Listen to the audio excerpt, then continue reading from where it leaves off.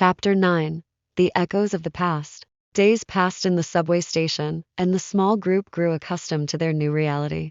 They rationed their food carefully, but as the supplies dwindled, so did their hope. The sound of Jigen engines echoed above them, a constant reminder of the danger lurking just outside. One evening, as they huddled together in the darkness, Fei's mind wandered back to better times, memories of laughter, of friends, and of a world before it all fell apart. "Do you remember when we used to play in the park?" she asked, her voice distant. Mira nodded slowly. "Yeah, before everything changed. It feels like a dream now." The wistfulness in their voices hung heavy in the air. And for a moment, they shared a fragile connection, a reminder of their humanity amidst the chaos. "We can't forget who we are," Fei said softly. "We have to keep fighting for that world."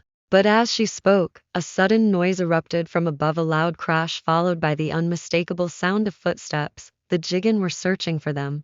Panic surged through Fei as she realized they had to move quickly. "We need to go, now," she urged, her heart racing. They scrambled to their feet, fear propelling them forward. As they made their way through the dark tunnels, the echoes of their footsteps mingled with the distant sounds of the Jigen, a haunting reminder of the life they were fighting to reclaim.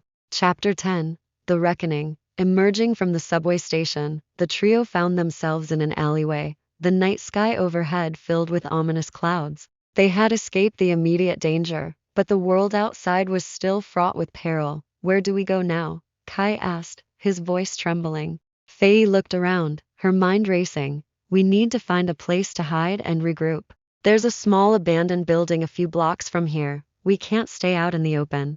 They moved cautiously through the streets, trying to avoid the main thoroughfares where the Jigen patrols were most active. Every shadow felt alive, and every sound made their hearts skip.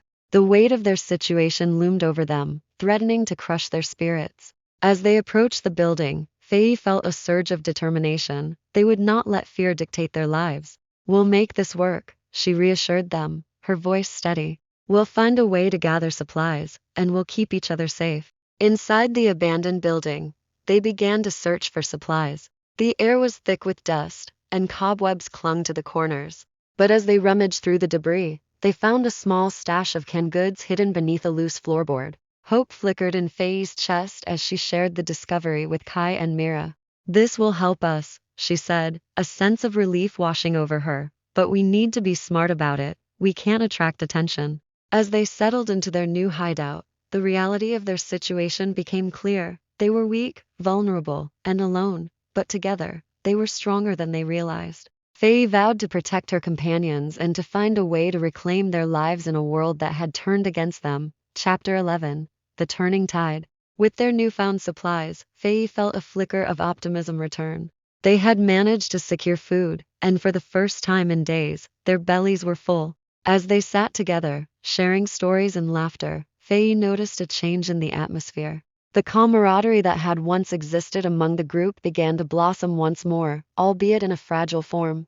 "We can't give up," Fei declared, her voice filled with conviction. "We're alive, and that means we still have a chance to make a difference."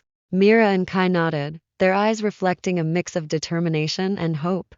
They began to devise a plan to venture out for more supplies, this time with a focus on stealth. "We'll move during the early morning when the Jigen are less active," Fei suggested. "We need to be quick and quiet." As they prepared for their next outing, Fei felt a renewed sense of purpose.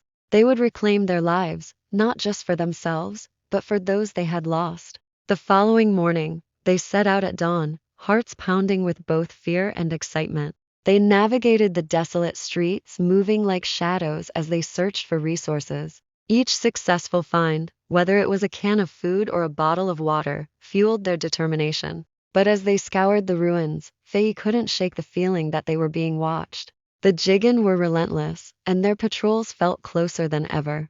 Just as they were about to return to their hideout, the sound of engines roared in the distance, sending a wave of panic through the group. "Run!" Fei shouted, urgency lacing her voice. They sprinted through the rubble, adrenaline coursing through their veins as they sought refuge. In their flight, they stumbled upon an old abandoned vehicle. Without a second thought, they dove inside, pressing themselves against the seats, hearts racing. They could hear the Jigen engines approaching, the sound echoing ominously as they passed by. As they sat in the dark, Catching their breath, Faye felt a surge of determination. They had survived another day, and as long as they had each other, there was still hope. Together, they would face whatever challenges lay ahead.